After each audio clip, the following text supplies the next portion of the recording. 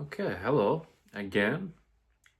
Today I went to a little shop that was called rpmdiscs in a place called Wingate, which is nearby to where I am. And that shop has, it's full to the brim.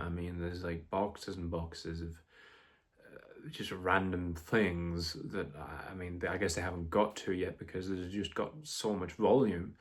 But obviously there were some things plenty of records that were, priced and everything, but it was just an incredible little shop to go to. Really, I could have spent a hell of a lot longer than I did, and I think I was in there for like 90 minutes or something.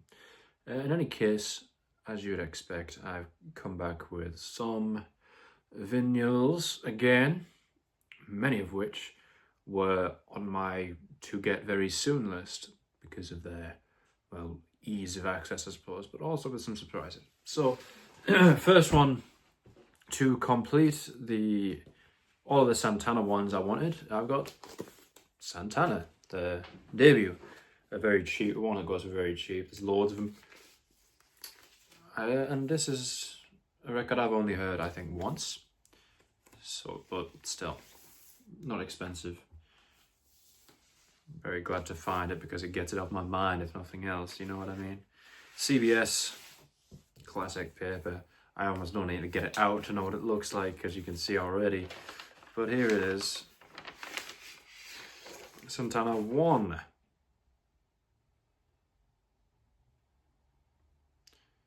Very much like a jam band kind of thing. I say that's more like Soul Sacrifice. I don't know that it's all jam band. I don't think it is. This was from the 60s. Same year as Woodstock, who'd have thought? But yeah, that's a nice one to get out of the way. I know I shouldn't be treating it like that, but you know. That's just the way it is. Santana 1.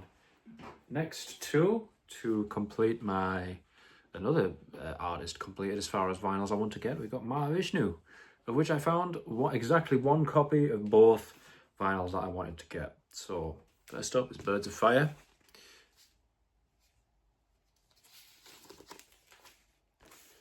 This is along with In a Mountain Flame, one I have on CD, but here it is on vinyl. Again, these two are not expensive. But I don't know that I've ever found Mahavishnu records actually in a shop before. Clearly it's not very uncommon, but I don't know.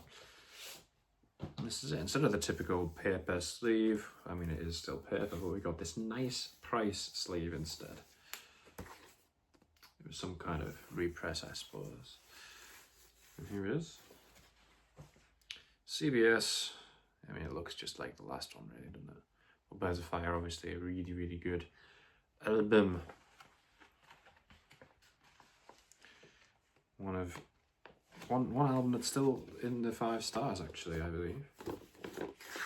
Great from front to back, and definitely for me better than In a Mountain Flame. So I'm glad to have this. Yeah, surprisingly easy artist to complete. Maybe it's not surprising if you realise that they were a CBS band, but still. Going in, I wouldn't have necessarily anticipated that they were quite so cheap and simple to complete. But there it is, there's Birds of Fire. The other one is Between Nothingness and Eternity, which is also hanging about there. Just one of them, the live album. Cheaper than Birds of Fire, actually. But yeah, simple, straight to the point. And here it is again. And we got the inner sleeve newspaper thingamabob, as is the case with many CBS albums. And the record itself, which is about as basic as it gets. But the music on here is fantastic. We got side 2, which is Dream Alone. Track 1, Dream, 21 and a half minutes. You gotta love it. Probably the best version of Dream, although the recording quality isn't like stellar per se. But it's an essential for any Mahavishnu fans for sure. And yeah, so that's all of the Mahavishnu ones I wanted to get. I've got Votive, In a Mountain Flame, and Apocalypse. So that's it. I'm not bothered about, obviously, Inner Worlds or any of those 80s albums. And Lost Trials and Sessions was never on vinyl. I don't know where I got that information from. So yeah, we're done there. Next up, not completed artist, but one away. As far as, again, it's always just for ones that I want to get, because I don't want to necessarily get the entire discography of that many artists, if any. I guess, yeah, there would be some. But in any case, we're looking at Van Halen. This is Van Halen 2. Bit of muck on the copy. That could probably be cleaned off. Yeah, not like the sharpest copy, but it was only about 10 quid. Cheaper than they usually go for. The vinyl itself is sound. Is it in the sleeve? Pictures on it, or I guess photographs of the band. Kind of reminiscent of Van Halen 1 in that regard. And here's the actual thing itself. I do like this one. Obviously I like it, that's why I got it. But I think Van Halen 2 is maybe a bit underrated. It's full of tunes.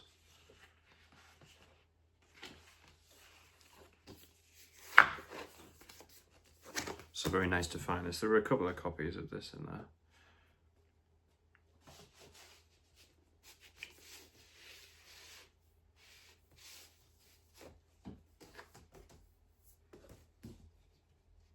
Let's be sensible now. And the other Van Halen I got was the best of the bunch, in my opinion. That's Fair Warning. It's very nice to find in there.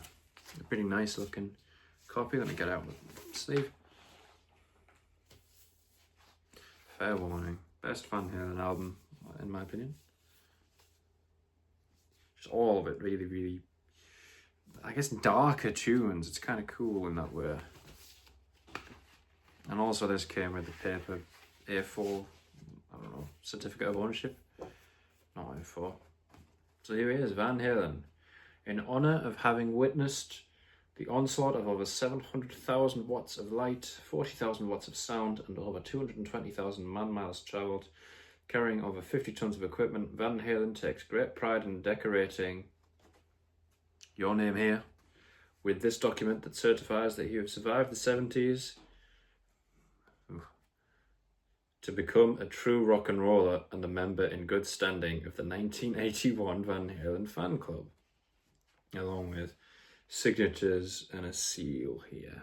So yeah, I'm official member of the 1981 Van Halen fan club. How about that? How about that? Bet you're not. And here's the inner sleeve. Kind of, I mean, that looks a hell of like the OU812 album cover, does it not? Is that why they have this album cover? In any case, someone said, fair warning, Lord will strike that poor boy down. Turned from hunted into hunter. Went to hunt somebody down. Lyrics from Mean Street. The vinyl itself, here it is. Looks sharp. Very nice one to have. And this leaves me with only Van Halen debut to get for the band, because I'm not really interested in any of the others. I mean, maybe Van Halen 3, was that ever on vinyl? I don't know. But the Hagar stuff, no chance. Not interested. They did have copies of 5150, but I'm just not the biggest fan of that era, I'll say. Okay, 3 more. None of these really get me that much closer to a full artist completion. Well, actually, one of them does complete it, but we'll get to that. First one's Caught and Spark. Another Joni album. Kind of a, I wouldn't say a tattered copy, but we've got something like marks and stuff on there. A bit of ring burn, which is all right. Joni albums generally don't go for that much. Caught and Spark happened to be the one in there. Gatefold, very nice.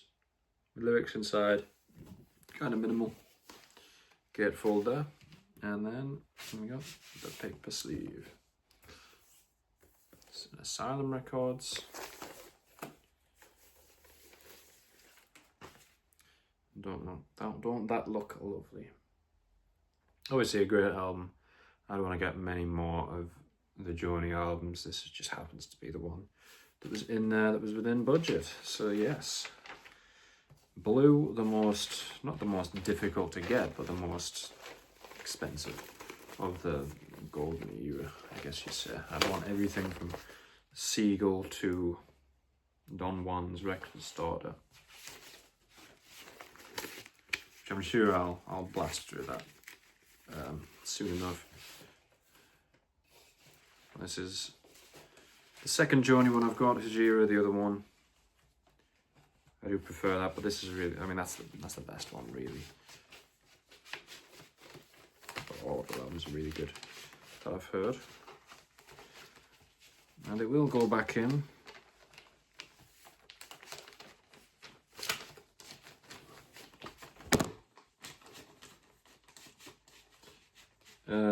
Yay.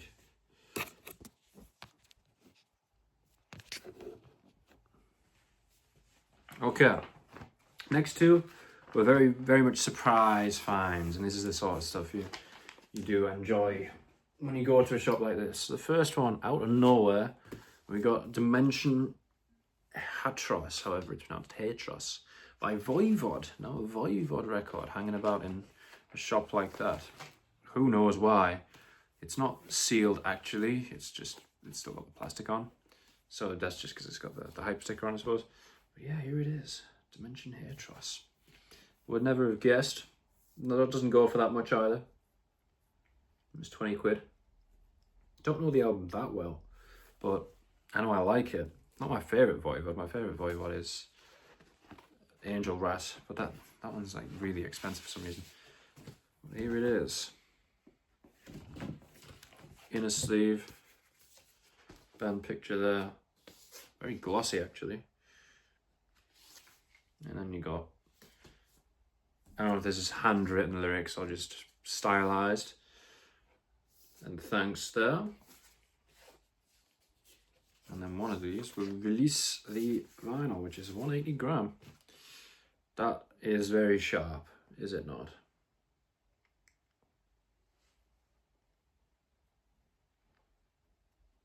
I do like the heavy weights. It's very satisfying to hold. I don't know why. Very chic, slick, and any other adjective I can think of. Very pleased to have found this. I just love finding stuff that you just wouldn't expect. It's easy enough to get online, but it's like, I didn't get it online, you know what I mean? This is a bit of snobbery, I guess. And the last one, the most surprising, I would say, we got this. We got Worship and Tribute. Now, I don't know how this made its way over here, but it was in there, and it went for 24. Most expensive one I got, which isn't very expensive. So yeah. Not an album I know that well, but again, I know I like it. That's why I got it. And a bit like, reminds me of Tinderbox in the black sleeve, and again, it's a 180 gram heavyweight.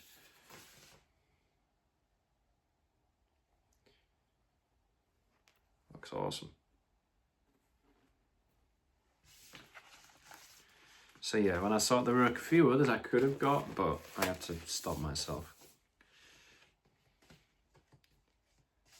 When I saw this, I was like, I'm probably gonna have to get this because, again, you can get all of these online, but it's just much nicer. I don't know, it's more accomplishing to find them in a shop, right?